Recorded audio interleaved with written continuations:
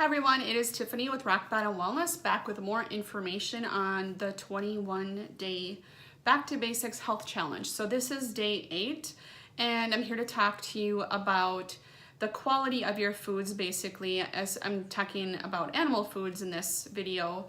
The difference between grass-fed versus conventionally fed or grain-fed.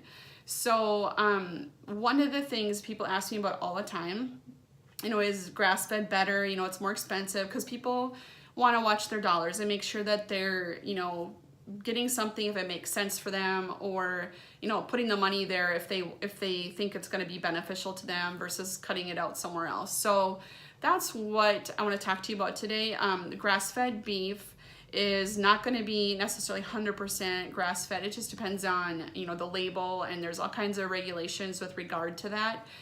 So what kind you're getting or the farmer that you're buying from can definitely vary a little bit. So you have to be smart about what you're buying or where you're buying it. So that's why I go back to the whole thing about, eating local, shopping local, getting to know local farmers, knowing how do they raise their beef or chickens or whatever it is that you're looking to buy from them, and go from there. But the bottom line is, and I look at things from a nutritional perspective, I'm looking at the cellular level of your nutrient status. And so if you look at the differences between something that's grass-fed, cows and chickens are supposed to roam freely, have access to grass, and chickens eat bugs and all. They're supposed to eat these natural things that they're were born to do. And then in a conventional setting where things are these big confined animal feeding lots, where they are giving grains and some kind of manufactured food that's not normal for them to eat. And so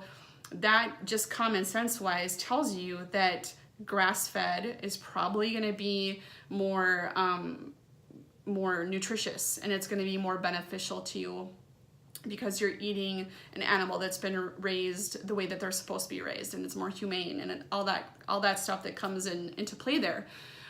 So grass-fed or free range and all that, really free range, not just they're in a giant cage all stuck together and the door is open, but there are too many in there to get out even. That's, a label that can be used. The labels are very, very misunderstood, but they're not necessarily free range. So again, I'm going to reference Carla Mertz of Iron Shoe Farm. So if you were to drive out to her farm in Princeton, I recommend you do so.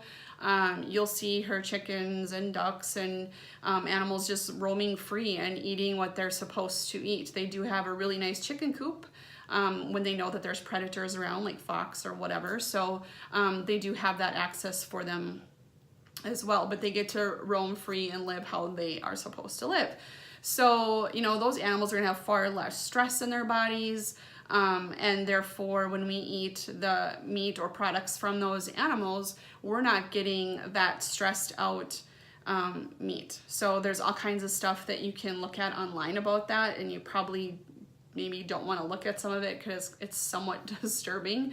But the bottom line is grass-fed products are going to be, specifically looking at beef, they're going to have higher levels of omega-3s, they're going to have higher levels of zinc, vitamin A, there's a couple other things I'm missing, I know, but they're just going to be more nutritious for you, and from an energy standpoint, they're just going to be a better quality food to eat versus the conventional raised ones. So anyway, that is my recommendation. My challenge for you is to start seeking out local farmers, start seeking out, knowing where your food is coming from, and replacing the, ones that are on sale all the time, where you get all kinds of coupons, that are cheaper quality, and replacing those things over time, and you'll notice the difference in how you feel and how it tastes, for sure, how it cooks, all that stuff. You'll notice the difference.